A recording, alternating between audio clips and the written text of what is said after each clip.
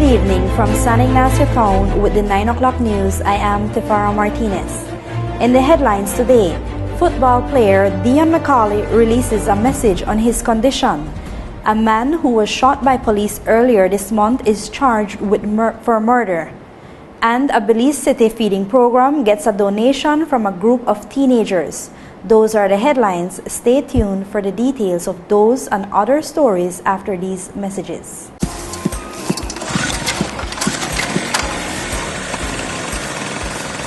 My dad never misses a football match.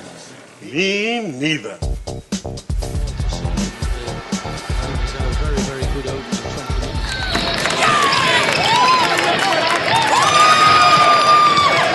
Are you enjoying this game or what? I'm loving every minute of it.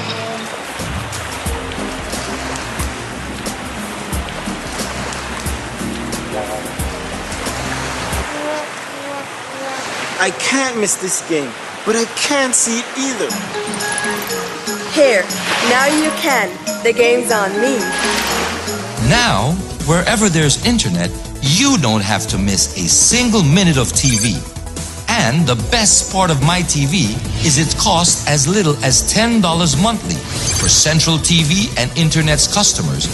With 25 channels at your fingertips, you'll always be tuned in.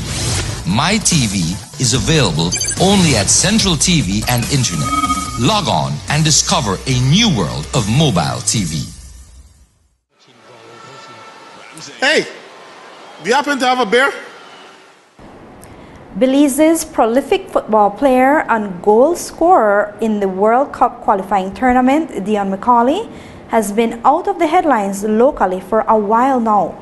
He was up until late last year a professional football player under contract with the Atlanta Silverbacks, but his playing time was interrupted by injury, and today McCauley released a statement on his Facebook page in which he updated his fans and followers on his current status. McCauley assures everyone that he is doing okay and regrets that he was not named to the Belize national team. Here is his statement. I am not hurt. I am not recovering. I have recovered from sports hernia surgery that I did on November 18, 2014. So just to clear everybody's mind out there, and to clear up the situation that I've been hearing is going on about people saying that I'm hurt and I won't be able to be on the national team this time around. That is not true. I'm not hurt. I've had 5 months to recover, and it shouldn't have even taken that long. It should have only taken 4 to 6 weeks, or a little bit more. But I just want everybody out there to know that I'm not hurt, and it's not my fault that that I won't be on the national team this time around. But at the same time, I want to support the guys and hope they do good. I'm always a supportive person. I always want to support the national team, support my country, because every time I go on the field, I try to do my best, for my country and for the people. So I just want everybody out there to know that I am not hurt. I have recovered, a good while now. I have been training. I have been getting my fitness back, getting everything, back, and I am more than recovered. I don't know why I wasn't called to the national team this time around, but at the same time, I have to understand that everybody have their own evaluation of every situation. But at the end of the day, the only person that knows what's best is the person that is in the situation, and that's me, because they feel that because I did surgery that I won't recover from it. The Football Federation of Belize recently released a list of 31 players who are invited to full camp as the national A team continues its preparation for the FIFA 2018 World Cup qualifiers. Of the players listed, only 2 international players are included, those being Elroy Smith and Shane Orio.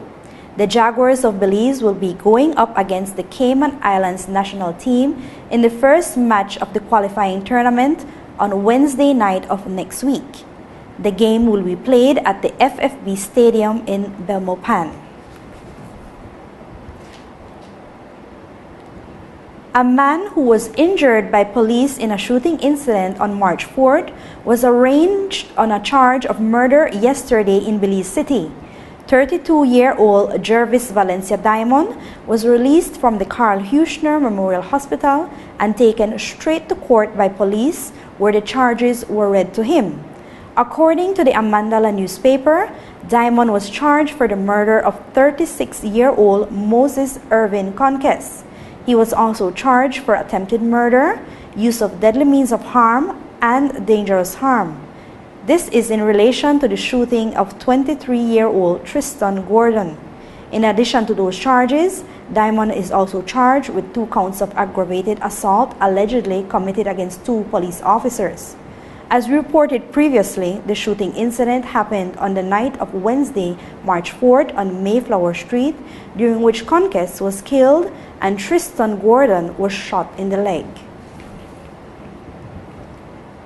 Early this morning, police were called to the Radical Center on the Boom Hattieville Road, where they saw the motionless body of 32-year-old Emric Norberto of an Antelope Street address in Belize City. Norberto was lying on a step of a building in the compound, apparently dead. Initial investigations reveal that Norberto, a security guard, reported at work at 11 o'clock last night and made his last check at 5 o'clock this morning. He was later found by a co-worker lying on the step. His family reported that he had been suffering from a heart condition for a while. The body was transported to the KHMH, where it awaits a post-mortem examination. Police investigations continue. On Monday morning around 10:54, 68-year-old Shamil Espat, fisherman of San Juan area, San Pedro town, reported that sometime between 6 p.m. on Sunday and 7:30 yesterday morning, his white 25-foot fiberglass skiff, Eagle Eye, which had a 60-horsepower Yamaha outboard engine, was stolen. The stolen skiff is valued at $27,625. Espat also reported to police that on Thursday afternoon, while he was securing his skiff on the dock, a man he knew pulled out what appeared to be a handgun and pointed it towards him and his son, threatened them, and then left. Police are seeking this man for questioning. A burglary was reported at Bayview Oasis Restaurant and Bar on Monday morning. The owner of the establishment, 35-year-old Nadine Morera, reported to police that she noticed her business was burglarized. The burglary reportedly happened sometime between Sunday night and Monday morning. Stolen were assorted liquors, other beverages, a 52-inch flat-screen television, perfumes and beauty products, clothing, cigarettes, and other items to a total value of $4,320. Police have detained one man and are seeking another as investigation continues. You are watching the 9 o'clock news on the National Channel. We still have more news right after these messages. Primary school students in Belize City will benefit from a $10,000 donation to the feeding program run by philanthropist Joel Dara Robinson. During this recently concluded La Ruta Maya Belize River Challenge, a group known as Paddlers with a Purpose carried out a fundraising exercise.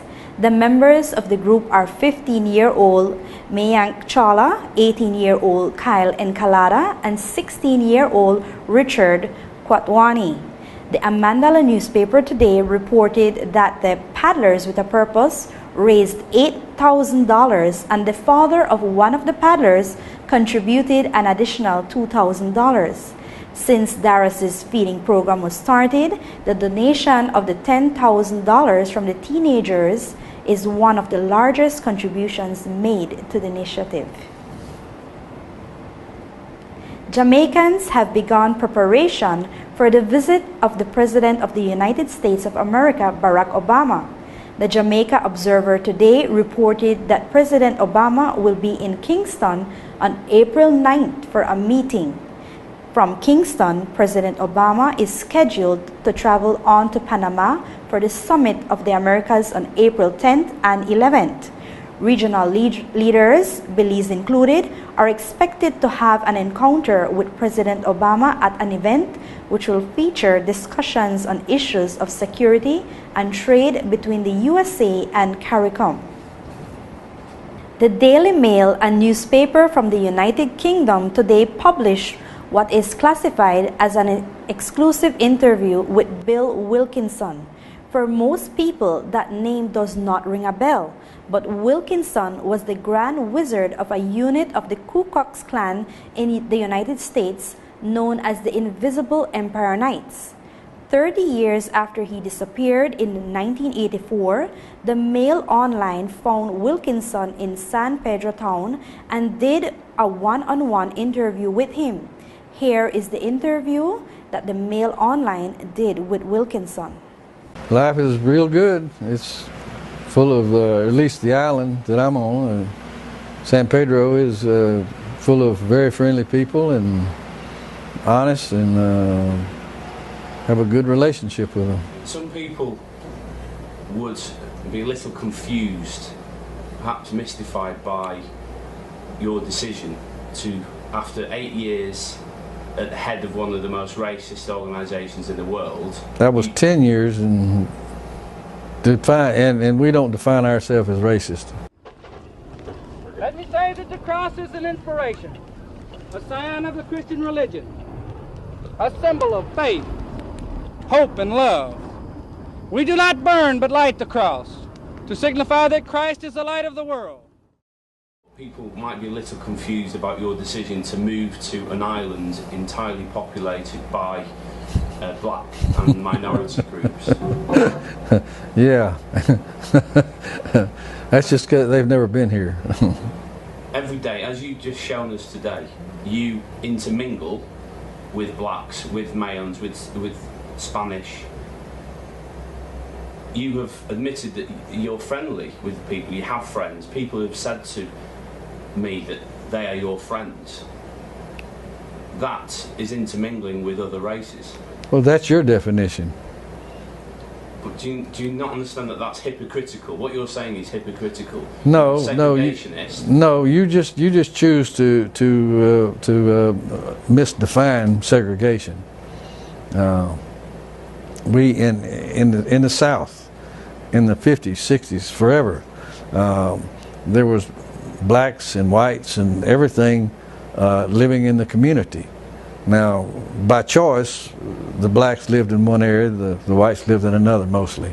But there were areas where they intermingled. We never sought to impose our values on anybody else. We just sought to be allowed to live by our values. Seeing you today mixing with people, you know, you gave a drink to a Rastafarian, you were fist bumping the locals, you were hugging a black lady. Now, you said that race mixing is worse than murder. Does that mean that you've changed? I can't recall that, and I seriously doubt that I said it, to be honest with you. Have you changed? I'm still a segregationist in the fact that I don't believe that their schools should be integrated. I don't believe that people should intermarry. But even when I was the Imperial Wizard, I worked. I was a contractor. I had black subcontractors that I hired routinely. I'm not, and never have been, anti-Semitic or anti-Buddhist or anti-Muslim or any other religion. Okay. We believe that the Christian religion is the best, and I still do today, is the most accurate. We don't take an opinion on whether the Buddhists and the Muslims and the whatever are not going to their version of heaven. We don't pass judgment on that. That's for Jesus Christ to do. Now, what we saw today, where you were mixing with the locals, the black population on this island, do you not think that some of your former members will have been upset by that sight? I don't think so. Come on. I mean, these are the things that would have churned the stomach of Klansmen in the 70s and 80s. It's hard to say. Can you not admit that you've changed? I can't pass judgment on myself on that. Other people are going to have to do that. Do you think your views have mellowed? Same answer to that one. I'll have to, let other people from the outside. I can't judge myself. I can't make that judgment. That's for other people. You can make it. Others can make it. The news on the national channel.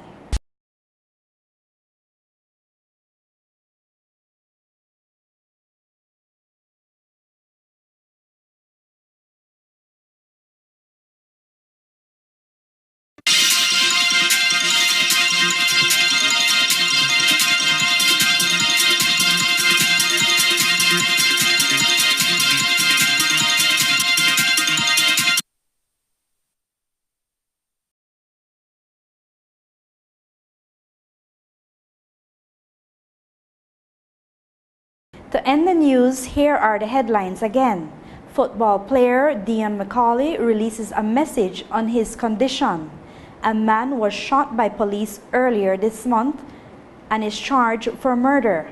And a Belize City feeding program gets a donation from a group of teenagers. With the headlines, we end this edition of the 9 o'clock news. For a text transcript of our news, you can visit our website at www.westvision.bz.